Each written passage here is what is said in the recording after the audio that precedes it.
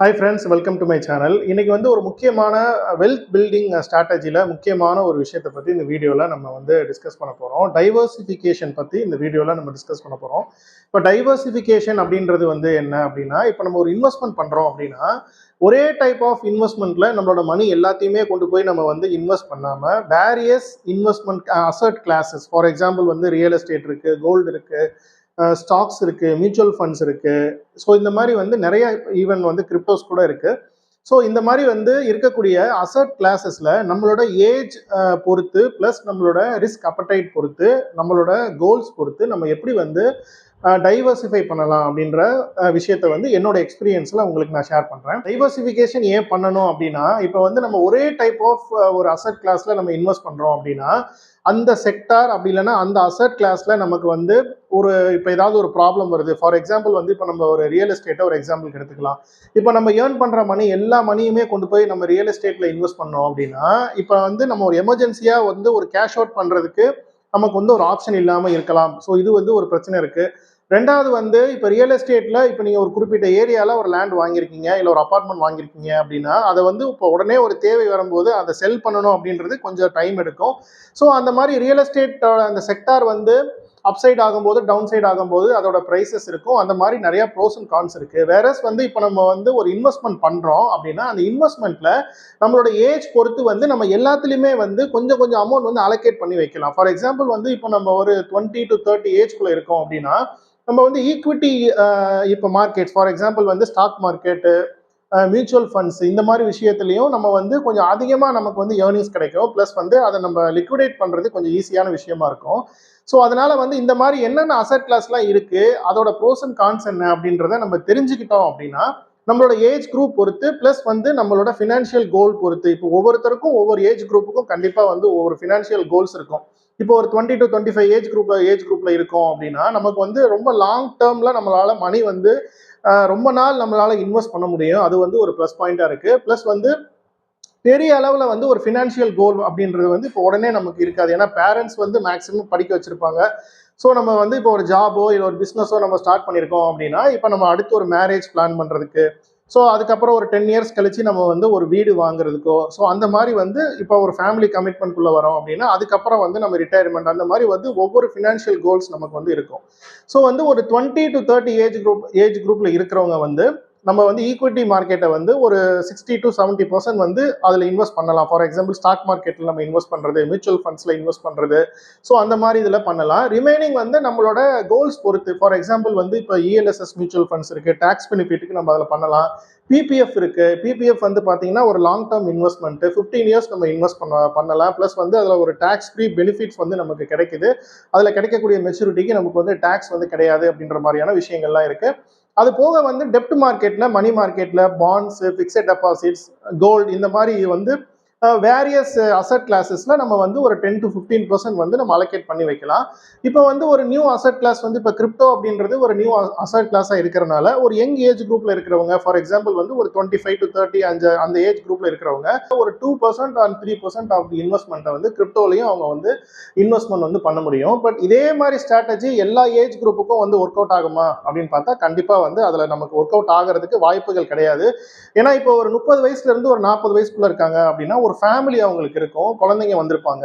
So அதே மாதிரி அவங்க வந்து இப்போ ஏதாவது ஒரு கமிட்மெண்ட்டுக்கு லோன் எடுத்திருக்கலாம். ஸோ அதுக்கு தகுந்த மாதிரி அவங்க ஸ்ட்ராட்டஜிஸ் வந்து பண்ணணும். ஸோ ஈக்விட்டியில் இன்வெஸ்ட் பண்ணுறதை வந்து கொஞ்சம் அவங்க ரெடியூஸ் பண்ணிக்கலாம். ஒரு 50% வந்து ஈக்விட்டியில் நம்ம இன்வெஸ்ட் பண்ணலாம். ஸ்டாக்ஸ், மியூச்சுவல் ஃபண்ட்ஸ், அந்த மாதிரி இதில் இன்வெஸ்ட் பண்ணலாம். ஒரு 50% ஆஃப் தி அமௌண்ட்டை வந்து மற்ற அசட் கிளாஸில் நம்ம வந்து ஸ்பிளிட்டப் பண்ணி இன்வெஸ்ட் பண்ணி வைக்கிறது வந்து ஒரு சேஃப்டியான விஷயமா இருக்கும். அபோவ் 30க்கு மேல இருக்கிறவங்க வந்து அப்பார்ட் ஃப்ரம் அவங்களோட இன்வெஸ்ட்மெண்ட் ஸ்ட்ராட்டஜி டைவர்சிஃபிகேஷன் பண்ணும்போது ஒரு அமௌண்ட்டை வந்து நம்ம இன்சூரன்ஸுக்கும் அலோகேட் பண்ண வேண்டியது ரொம்ப ஒரு முக்கியமான விஷயம். ஃபார் எக்ஸாம்பிள் நான் ரெக்கமெண்ட் பண்றது வந்து ஒரு டேர்ம் இன்சூரன்ஸ் பிளஸ் வந்து ஒரு ஃபேமிலிக்கு ஒரு ஹெல்த் இன்சூரன்ஸ் பிளஸ் வந்து பேரண்ட்ஸ் இருக்காங்க அப்படின்னா பேரண்ட்ஸுக்கு ஒரு ஹெல்த் இன்சூரன்ஸ், இதை வந்து நான் ரெக்கமெண்ட் பண்ணுவேன்.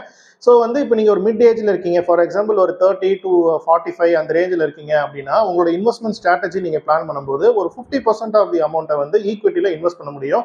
ஏன்னா அதில் லிக்விடேட் பண்ணுறது உங்களுக்கு ஈஸியாக இருக்கும். ப்ளஸ் வந்து உங்களுக்கு ஆவரேஜாக அதோட க்ரோத் ரேட் வந்து இப்போ மியூச்சுவல் ஃபண்ட், ஸ்டாக் மார்க்கெட்டில் வந்து 12%, 13% மேலே லாங் டேர்மில் உங்களுக்கு ரிட்டர்ன்ஸ் கிடைக்கிறதுனால ஒரு 50% வந்து நம்ம அதில் இன்வெஸ்ட் பண்ணலாம். இன்னொரு 50% வந்து நம்ம கோல்டு, ஃபிக்ஸட் டெபாசிட்ஸ், பிபிஎஃப் இந்த மாதிரியான ஸ்கீம்ஸ்ல வந்து நம்ம இன்வெஸ்ட்மெண்ட் பண்ண முடியும். கிரிப்டோ இந்த மாதிரி நம்ம ஒரு ஹை ரிஸ்கான அசெட் கிளாஸ்ல இன்வெஸ்ட் பண்ணும்போது ஒரு 2% ஆஃப் தி அமௌண்ட் அதை வந்து நீங்க வந்து ஒரு கிரிப்டோ அந்த மாதிரி அசெட்ல உங்க ஏஜ் குரூப் நீங்க வந்து இன்வெஸ்ட்மெண்ட் வந்து பண்ணலாம். பிளஸ் நீங்க பண்ற இன்வெஸ்ட்மெண்ட்டை நீங்க ப்ரொடெக்ட் பண்ணணும் அப்படின்னா கண்டிப்பா ஒரு டேர்ம் லைஃப் இன்சூரன்ஸும் ஒரு ஹெல்த் இன்சூரன்ஸும் எடுத்து வச்சுக்க வேண்டியது ரொம்ப ஒரு முக்கியமான விஷயம். நெக்ஸ்ட் ஒரு 50 to 60 இயர்ஸ்க்குள்ள நம்ம வந்து இருக்கக்கூடிய ஏஜ் குரூப்பை பார்த்தோம் அப்படின்னா ஆல்மோஸ்ட் அவங்க ரிட்டையர்மெண்ட் ஸ்டேஜுக்கு வந்திருப்பாங்க. ஸோ அவங்க ஒரு ரியல் எஸ்டேட்ல இன்வெஸ்ட்மெண்ட் பண்ணியிருக்கலாம், கோல்டுல இன்வெஸ்ட்மெண்ட் பண்ணியிருக்கலாம். ஸோ நீங்கள் அது வரைக்கும் இந்த 50 வயசுக்கு வரைக்கும் நீங்கள் வந்து ஹெல்த் இன்சூரன்ஸ் எடுக்காமல் இருக்கீங்க அப்படின்னா கண்டிப்பாக உங்களோட டைவர்சிஃபிகேஷன் பிளான்ல இன்வெஸ்ட்மெண்ட் ஸ்ட்ராட்டஜி பண்ணும்போது ஒரு ஹெல்த் இன்சூரன்ஸை கண்டிப்பாக நீங்கள் ஒரு ப்ரையாரிட்டி கொடுத்து எடுத்துக்கிறதுக்கு கண்டிப்பாக வந்து நீங்கள் ட்ரை பண்ணுங்க. ஸோ நீங்கள் வந்து ஈக்விட்டியில் வந்து கொஞ்சம் கம்மியாக இன்வெஸ்ட் பண்ணலாம். ஒரு 30 to 40% ஈக்விட்டியில் இன்வெஸ்ட் பண்ணிட்டு ரிமைனிங் அமௌண்ட்டை real estate, gold, fixed deposits, அதே மாதிரி பார்த்தீங்கன்னா இப்போ இஎல்எஸ்எஸ் மியூச்சுவல் ஃபண்ட்ஸ், பிபிஎஃப் இந்த மாதிரியான ஸ்கீம்ஸில் வந்து நீங்கள் இன்வெஸ்ட்மெண்ட் வந்து பண்ணீங்கன்னா உங்களோட ஏஜ் குரூப்புக்கு கொஞ்சம் சேஃபாக இருக்கும். ப்ளஸ் உங்களுக்கு உங்களோட ஃபினான்ஷியல் கோல்ஸ் வந்து ஸோ இந்த ஏஜ் குரூப்பில் தான் உங்களுக்கு வந்து நிறைய கோல்ஸ் வந்து நீங்கள் உங்கள் கமிட்மெண்ட் வந்து உங்களுக்கு அதிகமாக இருக்கும். ஃபார் எக்ஸாம்பிள் வந்து இப்போ கிட்ஸை வந்து இப்போ காலேஜ் எஜுகேஷனுக்கு படிக்க வைக்க வேண்டிய ஒரு கமிட்மெண்ட்டாக இருக்கட்டும், மேரேஜ் பண்ண கொடுக்க வேண்டிய ஒரு கமிட்மெண்ட்டாக இருக்கட்டும், ரிட்டையர்மெண்ட்டுக்கு நம்ம பிளான் பண்ணக்கூடிய கமிட்மெண்ட்டாக இருக்கட்டும். ஸோ இந்த கோல்ஸ் எல்லாமே ஒரு 50 to 60 இயர்ஸ்க்குள்ள இருக்காங்க அப்படின்னா அவங்களுக்கு இந்த கோல்ஸ் எல்லாமே அவங்களுக்கு வந்து அவங்க அச்சீவ் பண்ற மாதிரி பிளான் பண்ணணும். நெக்ஸ்ட் வந்து ஒரு அபோவ் 60க்கு மேல வந்து ஒரு ரிட்டையர்மெண்ட் ஸ்டேஜுக்கு வந்துட்டாங்க. அவங்க வந்து இப்போ ஏற்கனவே ஒரு இன்வெஸ்ட்மெண்ட் ஸ்ட்ராட்டஜி ஃபாலோ பண்ணி அவங்க வந்து ஒரு ரிட்டையர்மெண்ட் ஸ்டேஜில் இருக்காங்க அப்படின்னா அவங்களுக்கு இருக்கிற மணியை எப்படி டைவர்சிஃபை பண்ணலாம் அப்படின்னா ஒரு சேஃபாக டைவர்சிஃபை பண்ணி வச்சுக்க வேண்டியது ரொம்ப ஒரு முக்கியமான விஷயம். ரெகுலராக வந்து இப்போ பென்ஷன் வருது அப்படின்னா ஓகே, அப்படி பென்ஷன் வரலை அப்படின்னா பேசிவாக ஒரு இன்கம் கிடைக்கிற மாதிரி போஸ்ட் ஆஃபீஸில் இருக்கக்கூடிய senior citizen saving scheme, so இந்த மாதிரியான சேஃப்டியான ஸ்கீம்ஸ் ப்ளஸ் வந்து ஃபிக்ஸட் டெபாசிட்ஸும் நம்ம கன்சிடர் பண்ணலாம். அது போக வந்து நம்ம டெப்ட் ரிலேட்டடாக இருக்கக்கூடிய இன்வெஸ்ட்மெண்ட் ஸ்ட்ராட்டஜிஸ், ஃபார் எக்ஸாம்பிள் வந்து பாண்ட்ஸு, ஸோ இந்த மாதிரி வந்து அதில் நமக்கு இப்போ பாண்ட்ஸில் நம்ம இன்வெஸ்ட் பண்ணோம் அப்படின்னா ரிஸ்க் கம்மியாக இருக்கக்கூடிய பாண்ட்ஸ் இருக்குது, கவர்மெண்ட்ல இஷ்யூ பண்ணக்கூடிய பாண்ட்ஸ் இருக்குது, மணி மார்க்கெட்டில் வந்து நம்ம இன்வெஸ்ட்மெண்ட் வந்து பண்ணலாம். 60 இயர்ஸ்க்கு மேலே ஈக்விட்டியில் நான் வந்து இன்வெஸ்ட்மெண்ட் வந்து பண்ணணும் அப்படின்னா it depends upon the person. இப்போ வந்து அவங்களுக்கு என்ன மாதிரியான கமிட்மெண்ட்ஸ் இருக்குது, ஸோ அவங்க ஃபேமிலி கமிட்மெண்ட்ஸை வந்து ஹேண்டில் பண்ணுற அளவுக்கு அவங்களுக்கு வந்து மந்த்லி இன்கம் வந்துட்டு இருக்கு. ப்ளஸ் என்னையால் கண்டிப்பாக ஒரு போர்ஷன் ஆஃப் தி அமௌண்ட்டை வந்து ஈக்விட்டியில் இன்வெஸ்ட் பண்ணலாம். எனக்கு ஒரு 10 வருஷம் கழிச்சு ஒரு அமௌண்ட் தேவைப்படும், இல்லை ஒரு 5 வருஷம் கழிச்சு தேவைப்படும் அப்படின்னா ஒரு 20% 25% ஆஃப் தி அமௌண்ட்டை வந்து ஈக்விட்டியில் இன்வெஸ்ட் பண்ணலாம். ஃபார் எக்ஸாம்பிள் வந்து மியூச்சுவல் ஃபண்ட்ஸ்லேயே வந்து ஒரு மீடியம் ரிஸ்க் இல்லை ஒரு லோ ரிஸ்க் மியூச்சுவல் ஃபண்ட்ஸில் இன்வெஸ்ட் பண்ணலாம். ஸ்டாக் மார்க்கெட் பற்றி உங்களுக்கு நாலேஜ் இருக்குது அப்படின்னா நல்ல ஸ்டாக்ஸில் ஒரு டிவிடெண்ட் கொடுக்கக்கூடிய ஸ்டாக்ஸாக ஒரு பேசிவ் இன்கம் கொடுக்கக்கூடிய ஒரு ஸ்டாக்ஸாக வந்து செலக்ட் பண்ணி நீங்கள் வந்து இன்வெஸ்ட் பண்ணலாம். வேற ரொம்ப ஹை ரிஸ்க்காக இருக்கக்கூடிய இந்த கிரிப்டோ இன்வெஸ்ட்மெண்ட்லாம் வந்து ஒரு 60 வயசுக்கு மேலே பண்ணுறது ரொம்ப ரொம்ப ரிஸ்க் அப்படின்ற மாதிரி தான் நான் சொல்லுவேன். ஸோ இந்த ஏஜ் குரூப்ல இருக்கிறவங்க கண்டிப்பா நீங்க வந்து ஒரு ஹெல்த் இன்சூரன்ஸ் உங்களுக்கு இருக்கிற மாதிரி நீங்க பாத்துக்கோங்க. ஏன்னா உங்களுக்கு ஒரு மெடிக்கல் இஷ்யூ வருது அப்படின்னா மேக்சிமம் உங்களோட சேவிங்ஸ், உங்களோட அமௌண்ட்டை வந்து உங்களோட மெடிக்கல் எக்ஸ்பென்சஸ்க்காக நீங்க எடுத்து ஸ்பெண்ட் பண்ற மாதிரி இருக்கும். ஸோ ஒரு ப்ராப்பரா நீங்க வந்து ஒரு ஹெல்த் இன்சூரன்ஸ் உங்களுக்கு வச்சிருக்கீங்க அப்படின்னா உங்களோட இன்வெஸ்ட்மெண்ட்டை உங்களால வந்து ப்ரொடெக்ட் பண்ணிக்க முடியும். அதே நேரத்தில் இப்போ உங்களுக்கு ரெகுலரா மந்த்லி எக்ஸ்பென்சஸ் ஹேண்டில் பண்ற அளவுக்கு நீங்க ஒரு பிசினஸ் பண்ணிட்டு இருக்கீங்க, இல்லை ஒரு பாசிவ் இன்கம் நீங்க ரெடி பண்ணிட்டீங்க அப்படின்னா பேலன்ஸ் இருக்கக்கூடிய அமௌண்ட்டை ப்ராப்பரா டைவர்சிஃபை பண்ணி நீங்க வந்து ஒரு கம்மியான போர்ஷன் வந்து ஈக்விட்டியில இன்வெஸ்ட் பண்ணி நீங்க வந்து அதுக்கு தகுந்த மாதிரி வந்து நீங்க மேனேஜ் பண்ணலாம். ஸோ டைவர்சிஃபிகேஷன் அப்படின்றது நம்ம வந்து எந்த ஏஜ் குரூப்ல இருந்தாலும் சரி, என்ன மாதிரியான ஃபினான்ஷியல் கோல்ஸுக்கு நம்ம பிளான் பண்ணாலும் சரி, டைவர்சிஃபிகேஷன் ஸ்ட்ராட்டஜி அப்படின்றது ரொம்ப ரொம்ப ஒரு இம்பார்ட்டண்ட்டான ஒரு ஸ்ட்ராட்டஜி அப்படின்ற மாதிரி நான் சொல்லுவேன்.